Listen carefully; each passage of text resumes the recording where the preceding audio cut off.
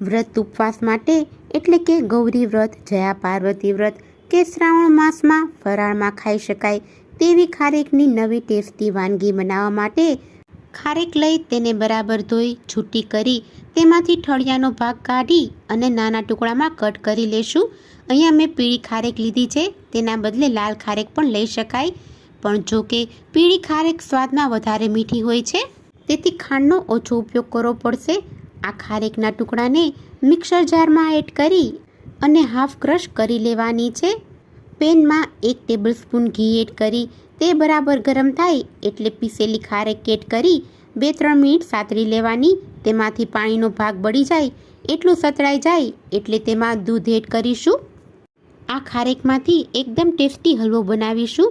હલવામાં માવા જેવો ટેસ્ટ આવે તેના માટે દૂધની મલાઈ એડ કરીશું અને હલવાનો સરસ કલર આવે તેના માટે કેસરવાળું દૂધ એડ કરી બધું બરાબર મિક્સ કરી મિક્સર લચકા પડતું થાય અને ખારેક બરાબર ચડી જાય એટલું કૂક કરી લેવાનું. હવે તેમાં મીઠાશ માટે ખાંડ ઉમેરી ખાંડ સરસ રીતે મેલ્ટ થઈ જાય એટલું ફરી પાછું કૂક કરી લેવાનું. અને એક વાતનું ખાસ ધ્યાન રાખવાનું છે કે આ હલવાને ઓવરકૂક નથી કરવાનો, નહીંતર એ ડ્રાય થઈ જશે. છેલ્લે તેમાં ડ્રાયફ્રૂટ ઉમેરીશું, જેમાં કાજુ, બદામ અને કિસમિસ લીધા છે.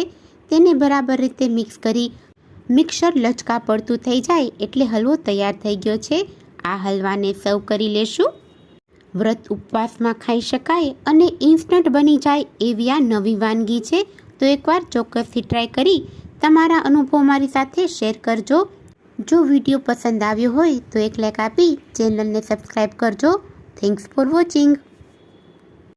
વ્રત ઉપવાસ માટે એટલે કે ગૌરી વ્રત, જયા પાર્વતી વ્રત કે શ્રાવણ માસમાં ફરાળમાં ખાઈ શકાય તેવી ખારેકની નવી ટેસ્ટી વાનગી બનાવવા માટે ખારેક લઈ તેને બરાબર ધોઈ છૂટી કરી તેમાંથી ઠળિયાનો ભાગ કાઢી અને નાના ટુકડામાં કટ કરી લેશું.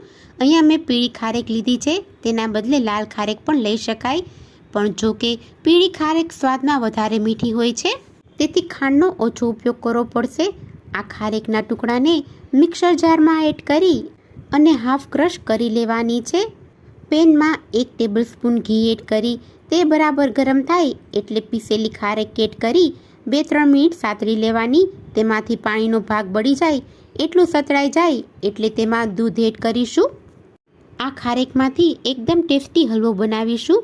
હલવામાં માવા જેવો ટેસ્ટ આવે તેના માટે દૂધની મલાઈ એડ કરીશું અને હલવાનો સરસ કલર આવે તેના માટે કેસરવાળું દૂધ એડ કરી બધું બરાબર મિક્સ કરી મિક્સર લચકા પડતું થાય અને ખારેક બરાબર ચડી જાય એટલું કૂક કરી